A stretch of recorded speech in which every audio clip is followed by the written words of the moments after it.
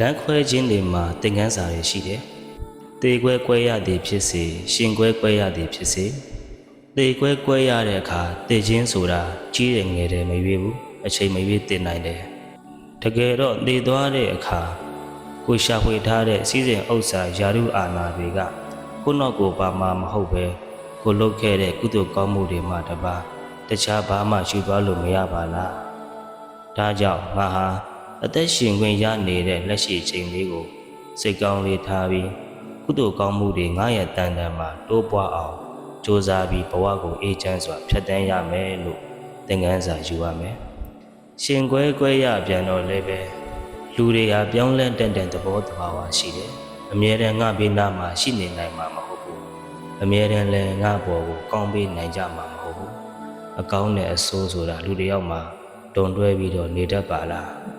သူတို့ရဲ့ပြောင်းလဲခြင်းတွေပေါ်မှာငါဟာလိုက်ပြီးတော့မခံစားဘဲနဲ့ဒါတွေကိုလက်ခံနိုင်အောင်ကြိုးစားတတ်ဖို့လိုတယ်။ကွဲကျသွားတဲ့ဖန်ခွက်ဟာအရင်လိုပြန်ပြီးတော့အကောင်းမဖြစ်နိုင်တော့တယ်လို့ပဲပျက်စီးသွားသောယုံကြည်မှုနဲ့ဂတိစကားတွေဟာလည်းပဲဘလောက်ပဲတောင်းပန်နေစေပါမူအရင်လိုပြန်ပြီးတော့ယုံကြည်တော့မှာမဟုတ်ဘူးဆိုတာကိုငါသိထားရမယ်။ကိုယ့်ရဲ့နားကခွဲခွာသွားလို့အယမ်းနေခံစားနေမယ်စား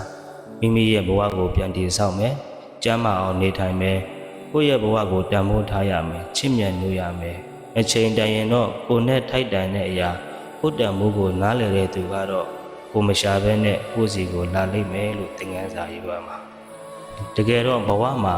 ဘလို့လောကဓာတ်တွေနဲ့ပဲကြုံလာဘလို့အရာတွေနဲ့ပဲကြုံလာသင်ခန်းစာရေးတတ်တဲ့သူကသူ့အတွက်အမျက်ရလိုက်တာပဲ။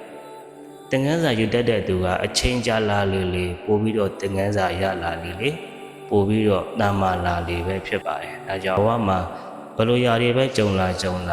သင်ခန်းစာယူတတ်တဲ့အကျင့်လေးကိုကျင့်ကြံစူးစမ်းကြည့်ပါ။